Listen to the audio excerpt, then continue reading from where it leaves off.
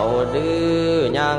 ย่อยหอมกินอินทวามนท่าพวงบานดิ่งงามเบยเยมเต็มซุ้มซ้อมประดับประดาเต็มแต่งยามเมื่อแรงคำคอยบอยนาวนุ่งลง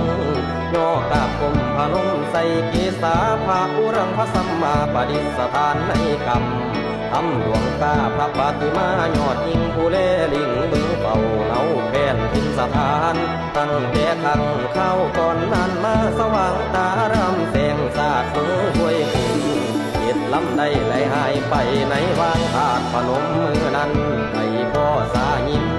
ราตีสิ้นคนภายหายคืนในสงคำถัดบอกมาเห็นหูผู้ดื้อทานศรัทธาตัวเราสัตนาข้าเจ้าได้มาเฝ้าพระอุรังจุติยังสถิตอยู่ธาตุพนมมีทั้งเบิด7 องค์ได้อยู่คงคุณคำนำแนวสร้างหักษาแลลำอันตรายกว่ากรรมหายเสียงบ่มีด้วยเหตุนี้พองเราศรัทธาพากันมาอมจัดแต่งเปลี่ยนพิธีเข้าตนสักการแก้ผ่าน